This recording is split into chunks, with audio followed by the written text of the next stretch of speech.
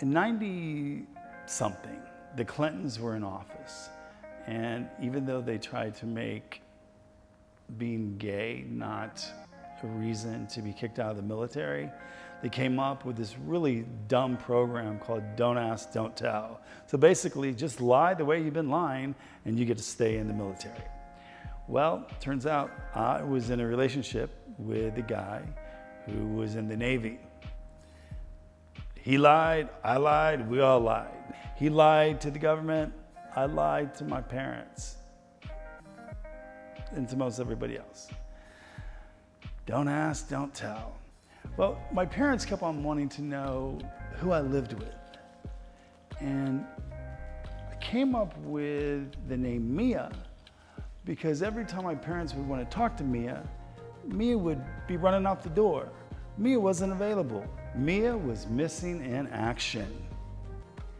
Well, my dad comes out to San Diego, where we were living, me and my Don't Ask, Don't Tell boyfriend, AKA Mia. My dad comes out and he's on a work retreat and he wants to meet Mia. I've got to come up with Mia to go to this function. I have a friend named Genevieve. I plead with Genevieve. I'm like, Genevieve, all you have to do is show up. Don't get too wasted. Look, we don't have to make out in front of my dad. You're gonna get free food, free drinks, and you're just gonna have to respond to the word Mia. That's it. We get some to-go items and we're gone. She's on board until an hour before we leave. She had a couple of pre-drinks and she calls me slurring her words saying, I'm ready to go, but only if you tell your dad you're gay. I said, Genevieve, get back into character. I need you to be Mia. Mia, and you're already wasted.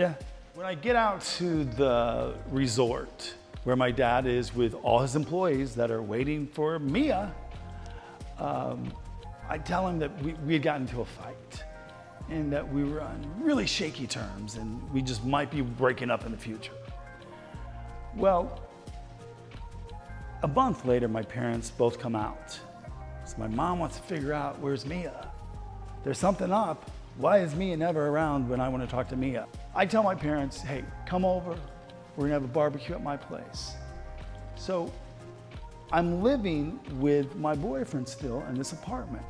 So I have to explain to him, look, Dominic, when my parents get here tomorrow, we're gonna have you go out the back door, you're gonna walk around the street, you're gonna walk up the street, you're gonna then come to the front door, knock on the door, I'm gonna pretend I don't hear it for a while, then I'm gonna say, Dominic, how have you been? Before my parents arrive and I make Dominic exit the back door, we take all of his stuff and shove it into this large closet, double lock the door.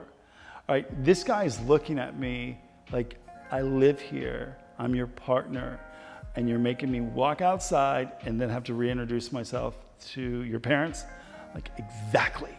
Because Genevieve fucked up and wouldn't play Mia. He said, well, they would have found out eventually. I'm like, well, tonight they find out that Mia's gone. Just get out the door, your shit's in the closet, work with me. So I make him do this. He enters the house. I'm like, Mom, Dad, friend of mine, Dominic, he's in the Navy. I mean, he's not gay, we're not lovers. No, not at all. Before the night is over, my mom said, you know what, son, Dominic seems like a nice guy. He's in the Navy. You know he has a steady income. Why don't you ask him to move in? I said, that sounds like a great idea. My parents' denial was their best friend. And I recall that Christmas, a couple months later, my dad's had one too many drinks and he tells me, Dominic is the coolest guy I've ever met. Knowing that Dominic is not the coolest guy that anyone has ever met, this is my dad's way of telling me, look, I know something's up. My mom never mentions Mia again. And this is the way that my family dealt with life. Let's just sweep it under the carpet, pretend none of it exists.